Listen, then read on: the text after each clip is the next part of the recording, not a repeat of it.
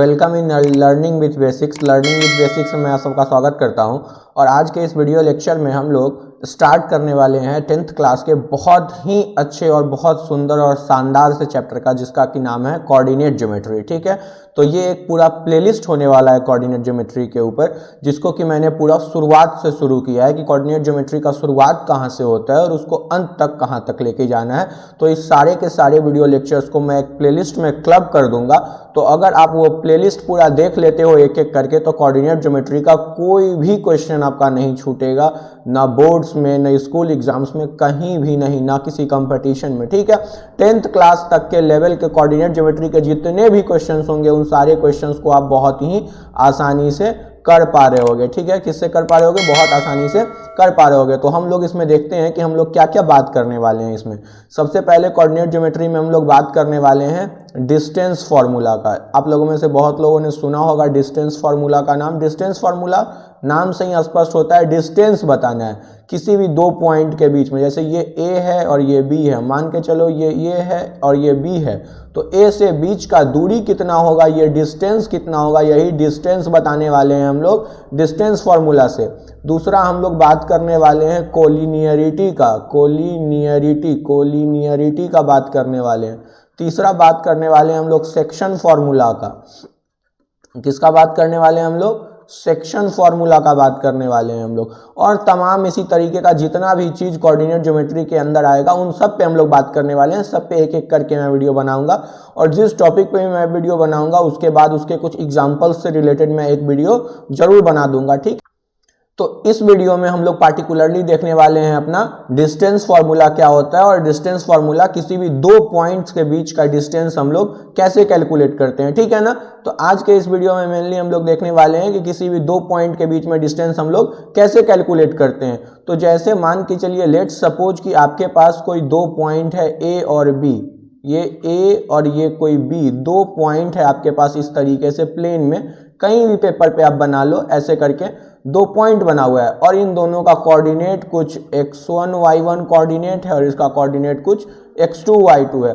अच्छा, एक बात आप बताओ, कोऑर्डिनेट ज्योमेट्री है तो मतलब कोऑर्डिनेट्स तो होंगे और थोड़ा बहुत आप लोगों को इस बात का आइडिया होना चाहिए कि अगर ये y एक्सिस है और अगर ये x एक्सिस है और ये ओरिजिन है और ये निगेटिव y एक्सिस है और ये निगेटिव x एक्सिस है इधर की तरफ, तो इस पूरे कोऑर्डिनेट प्लेन पे कोई भी जो पॉइंट्स होता है उस पॉइंट का कुछ ना कुछ कोऑर्डिनेट होता है। एक्स एक्सिस से जो उसका दूरी है, जो उसका एक्स एक्सिस से दूरी है वो उसका एक्स कोऑर्डिनेट कहलाता है और जो उसका वाई एक्सिस से दूरी है वो उसका क्या कोऑर्डिनेट कहलाता है? जो एक्स एक्सिस से दूरी है वो एक्स कोऑर्डिनेट कहलाता है और जो वाई एक्सिस से दूरी है वो उसका क्या कहलाता है? वाई कोऑर्डिनेट कहलाता है। तो किसी भी पॉइंट का कुछ ना कुछ कोऑर्डिनेट होगा, मतलब कुछ x वैल्यू होगा, कुछ y वैल्यू होगा। ये बात आप लोगों को क्लियर होना चाहिए। कोऑर्डिनेट प्लेन आप लोगों को ऑलरेडी क्लास 8th 9th में पढ़ाया जा चुका है, तो ये बात पता होना चाहिए कि किसी भी पॉइंट का x एक्सिस से जो डिस्टेंस होता है वो उसका x कोऑर्डिनेट होता है और y एक्सिस से जो डिस्टेंस होता है वो उसका क्या होता है?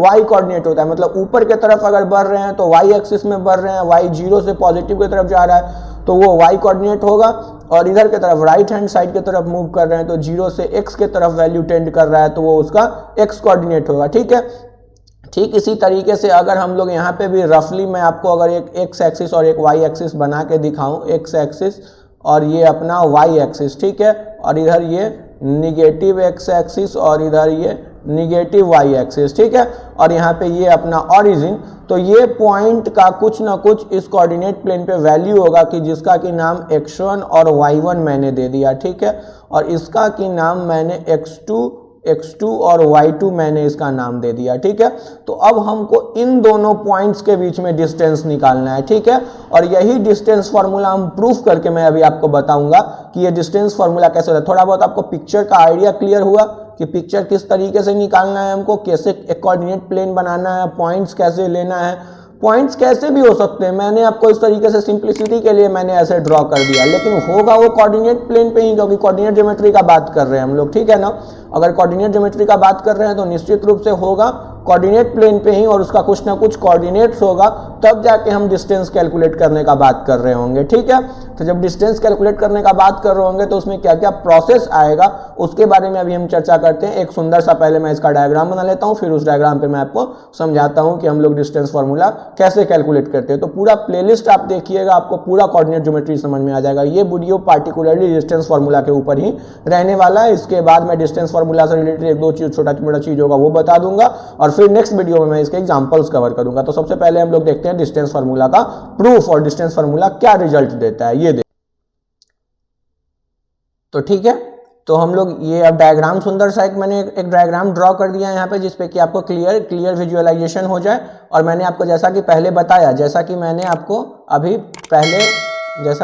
आपको पहले बताया है इस पे कि ये जो अपना कोऑर्डिनेट प्लेन है, ये कोऑर्डिनेट प्लेन पे देखिए किस तरीके से दो पॉइंट्स और इन दोनों के बीच में हमको डिस्टेंस कैलकुलेट करना था और कैसे इसको प्लॉट किए थे, इसके बारे में थोड़ा बहुत हम लोग बात कर लिए। उसको ही यहाँ पे एक सुंदर से एक अच्छे स्केच में मैं यहाँ पे बना के दिखाया हूँ। तो ये देखो, ये ए पॉइंट है, ये बी पॉइंट है, इसका कोऑर्डिनेट x1 y1 है, इसका कोऑर्डिनेट x2 y2 है। हम क्या कर रहे हैं, हमको इस दोनों के बीच में डिस्टेंस निकालना है। ठीक है, हमको इस दोनों के बीच में क्या निकालना है, डिस्टेंस निकालना है। तो हम लोग क्या करते हैं, इस कोऑर्डिनेट प्लेन पे सबसे पहले ए से एक परपेंडिकुलर ड्रॉप करते हैं, ए से एक परपेंडिकुलर ड्रॉप करते हैं और इसका नाम y होगा, इस एक्सिस का इसका नाम y डैश होगा और इसका नाम x डैश होगा। क्या होगा, क्योंकि हॉरिजॉन्टल लाइन x एक्सिस होता है और वर्टिकल लाइन y एक्सिस होता है। वर्टिकल लाइन कौन सा एक्सिस होता है अपना, y एक्सिस होता है। कौन सा एक्सिस होता है वर्टिकल लाइन, y एक्सिस होता है। और हॉरिजॉन्टल लाइन कौन सा एक्सिस होता है, x एक्सिस होता है। ठीक है, तो हम लोग क्या करेंगे, ए से एक परपेंडिकुलर ड्रॉप करेंगे हॉरिजॉन्टल लाइन पे और फिर बी से भी एक परपेंडिकुलर लाइन ड्रॉ करेंगे, अपने horizontal line x dash O x पे। और फिर हम लोग ए से एक परपेंडिकुलर ड्रॉप करेंगे बी एम पे। ए से किस पे परपेंडिकुलर ड्रॉप करेंगे, बी एम पे। तो यही तीन चीज बस आप लिख लो। ये कंस्ट्रक्शन है, क्या है, ये कंस्ट्रक्शन है अपना। और कंस्ट्रक्शन क्या कहलाता है कि ड्रॉ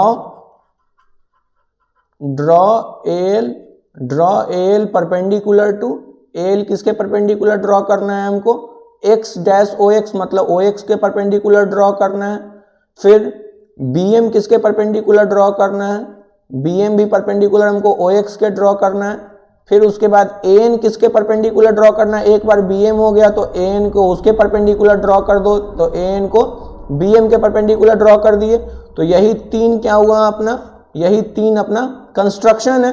ठीक है, अब ध्यान से देखने वाला बात है, मैंने आपको पहले ही बताया कि कोई पॉइंट जो होता है उसका x एक्सिस से जो दूरी होता है वो उसका क्या कहलाता है, x कोऑर्डिनेट, और y एक्सिस से जो दूरी होता है वो उसका क्या कहलाता है, y कोऑर्डिनेट। इसके हिसाब से अगर देखा जाए तो इस पॉइंट A का इस ओरिजिन x एक्सिस से दूरी कितना है, x1, मतलब यहाँ से लेके यहाँ तक का दूरी कितना है, x1। यहाँ से यहाँ तक का दूरी कितना है, x1। इस पॉइंट, ये पॉइंट देखो, ये पॉइंट A1, यही पॉइंट नीचे अगर इसमें अगर इस पॉइंट A का अगर कुछ y वैल्यू नहीं होता, मतलब ये ऊपर की तरफ नहीं होता, ये इसी लाइन पर बिल्कुल नीचे आके बैठ जाता, तो हम लोग बोलते कि x एक्सिस पे तो y का वैल्यू 0 होता है। तो हम लोग बोलते कि इस L पॉइंट का वैल्यू क्या है, x1 है, मतलब इस O से L का दूरी कितना है, x1 है। ठीक उसी तरीके से B का भी कुछ y वैल्यू अगर नहीं होता तो ये B पॉइंट कुछ नहीं होता, बस x2 होता जो कोऑर्डिनेट अपना है यहाँ पे। तो मतलब यहाँ से यहाँ तक का दूरी कितना हो जाता, O से लेके M तक का दूरी कितना हो जाता, x2 हो जाता। तो यहाँ से हम लोग आसानी से कह सकते हैं कि OL का वैल्यू जो है सो x1 के बराबर है और OM का वैल्यू जो है सो किसके बराबर है, x2 के बराबर है। OL का वैल्यू किसके बराबर है, x1 के बराबर है, और OM का वैल्यू किसके बराबर है, x2 के बराबर है। तो दिस इम्प्लाइज जो LM का वैल्यू है वो LM का वैल्यू कितना हो जाएगा, LM का वैल्यू कितना हो जाएगा, x2 माइनस x1 कितना हो जाएगा, x2 माइनस x1। LM का वैल्यू कितना हो जाएगा, x2 माइनस x1। कोई दिक्कत यहाँ तक, कोई भी दिक्कत यहाँ तक।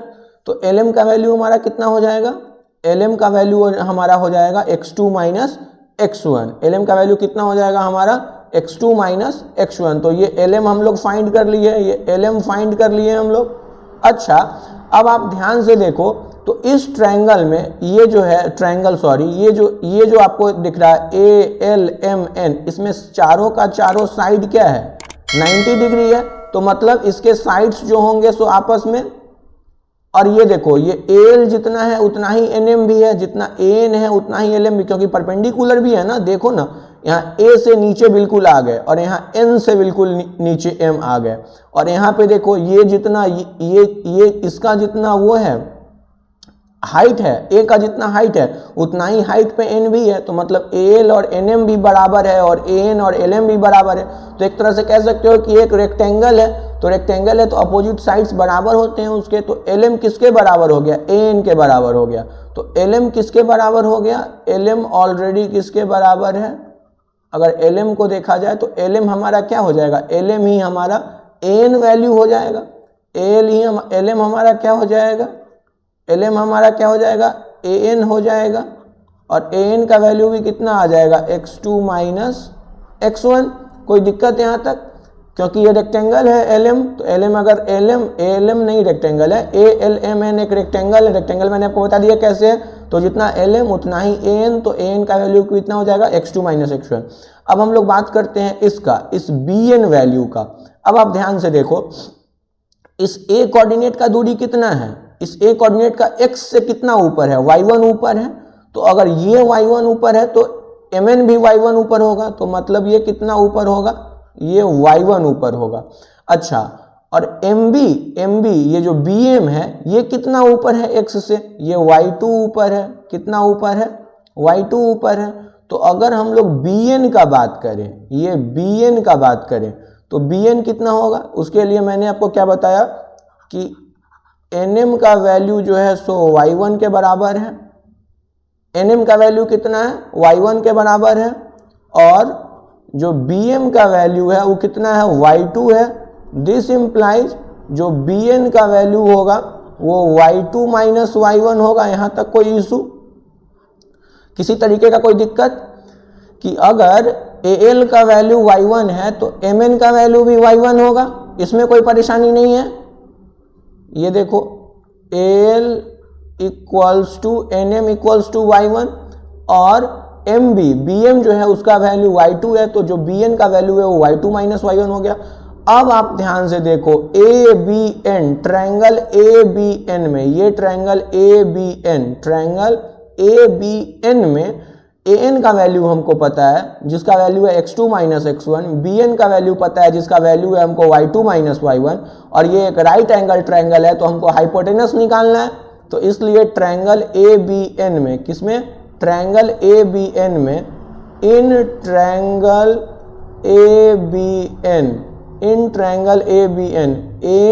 ABN या फिर ANB लिखो, ज़्यादा बेटर होगा क्योंकि उसमें 90 डिग्री इंक्लूड हो रहा होगा। तो इन ट्रायंगल ANB ट्रायंगल में क्या है, ANB ट्रायंगल में हमारा AN का वैल्यू कितना है, x2 माइनस x1। AN का वैल्यू कितना है, AN का वैल्यू कितना है, x2 माइनस x1। AN का वैल्यू अपना है x2 माइनस x1। अच्छा, और BN का वैल्यू कितना है, y2 माइनस y1। BN का वैल्यू कितना है, y2 माइनस y1, और एंगल N जो है वो 90 डिग्री है। एंगल N कितना है, 90 डिग्री है इस ट्रायंगल में। तो बाय यूजिंग पाइथागोरस थ्योरम हम लोग आसानी से बोल सकते हैं कि AB का स्क्वायर इक्वल्स टू,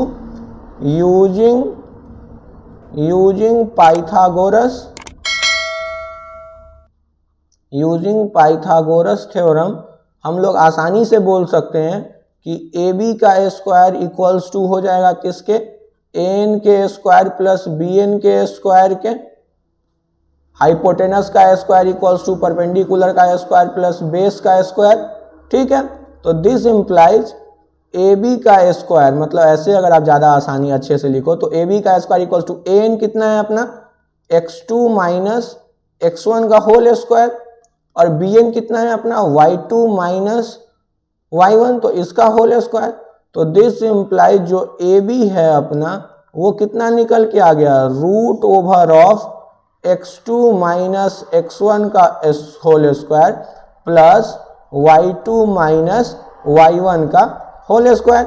तो यही जो रिजल्ट निकल के आया ना अपना, इसी को हम लोग क्या बोलते हैं, डिस्टेंस बिटवीन 2 पॉइंट। क्या बोलते हैं, distance between 2 points A and B. Distance between 2 points A and B, यही 2 पॉइंट ए और बी के बीच का डिस्टेंस है, जो कि कितना निकल के आया हमारा, x2 माइनस x1 प्लस का square plus y2 minus y1 का स्क्वायर का अंडर रूट। ठीक है, तो कितना निकल के आया ये। अब इसको याद रखने का सिंपल सा तरीका, जो 2 पॉइंट के बीच में डिस्टेंस बोल रहा है तो उसके x कोऑर्डिनेट को माइनस करके उसका स्क्वायर कर दो और उसको ऐड कर दो y कोऑर्डिनेट के स्क्वायर को माइनस करके, y कोऑर्डिनेट को माइनस करके उसका स्क्वायर करके अंडर रूट ले लो। सबसे सिंपल सा याद रखो ना कि x2 में से x1 को घटाना है, आगे वाले में से पीछे वाले को घटाना है, x को भी घटाना है और y को भी घटाना है, और दोनों का स्क्वायर इंडिविजुअली करके उसका अंडर रूट ले लेना है। क्या क्या फॉर्मूला क्या दिमाग में आया, फॉर्मूला बिठा लो एक बार दिमाग में। x2 में से किसको घटाना है, x1 को, और उसका स्क्वायर कर देना है। फिर y2 में से किसको घटाना है, y1 को, और उसका स्क्वायर कर देना है, और फिर अंडर रूट ले लेना है। और यही अपना क्या है, डिस्टेंस बिटवीन 2 पॉइंट्स, और यही अपना क्या है, डिस्टेंस फार्मूला। क्या है ये, अपना डिस्टेंस फार्मूला। तो डिस्टेंस फार्मूला हम लोग आसानी से प्रूफ कर लिए। अच्छा, अब हम लोग बात करते हैं कि अगर ओरिजिन से डिस्टेंस बोला जाए, अगर ओरिजिन से डिस्टेंस बोला जाए, देखो अगर बोल दे कि कोई एक पॉइंट ओरिजिन पे है तो ओरिजिन का कोऑर्डिनेट कितना होता है, 0,0। ओरिजिन पे तो सब कुछ 0 होता है। तो एक पॉइंट ओरिजिन है और दूसरा x1 y1 है मान के चलो, एक पॉइंट ओरिजिन है दूसरा x2 y2 है मान के चलो, तो एक के जगह पे हम लोग 0 0 डाल देंगे। तो 0 0 जगह डाल देंगे हम लोग। अगर बोला जाए डिस्टेंस फ्रॉम ओरिजिन का बात किया जाए, किसका बात किया जाए, डिस्टेंस फ्रॉम ओरिजिन का बात किया जाए, डिस्टेंस फ्रॉम ओरिजिन का बात किया जाए, origin O 0,0, distance of any point, distance of any point from origin, distance of any point from origin, किसी भी पॉइंट का ओरिजिन से डिस्टेंस बताना है हम लोगों को। तो ये अपना ओरिजिन है और ओरिजिन कितना आ गया, 0,0, और कोई एक कोऑर्डिनेट मान के चलो a है जिसका कोऑर्डिनेट है x1, y1।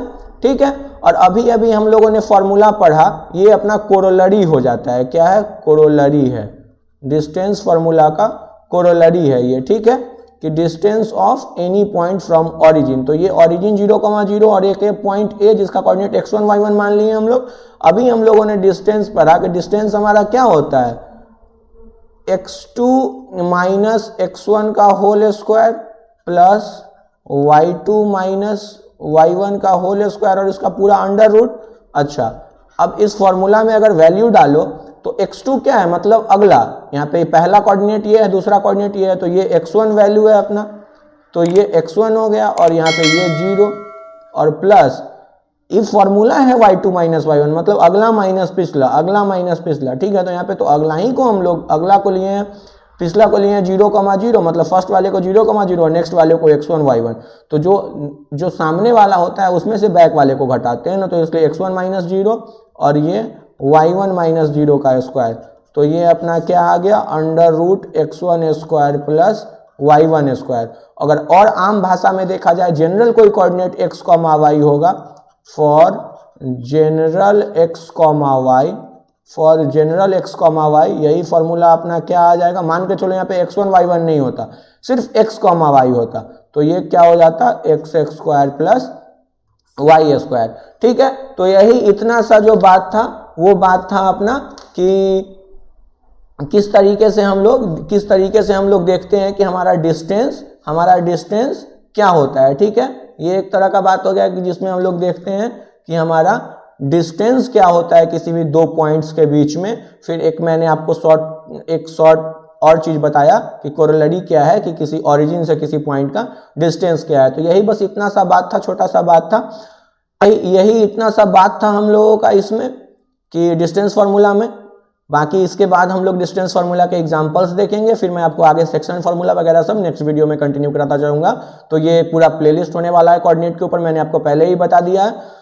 तो अब आपका मोरल ड्यूटी ये बनता है कि आप एक एक करके सारे वीडियोस को देखो, चैनल के साथ बने रहो, चैनल को सब्सक्राइब करो, दोस्तों को जरूर से जरूर शेयर करो, जितना हो सके उतना शेयर करो। लर्निंग विथ बेसिक्स पेज है इंस्टाग्राम पे, उसको जाके फॉलो कर लो, उस पर बहुत अच्छे अच्छे पोस्ट आते रहते हैं, दिल खुश हो जाएगा आपका देख के। और ठीक है, बस इतना ही, मिलते हैं नेक्स्ट वीडियो में डिस्टेंस फार्मूला के एग्जाम्पल्स के साथ और एप्लीकेशंस के साथ। ठीक है, stay tuned for upcoming videos. Thank you once again for watching this video, thank you so much, bye bye.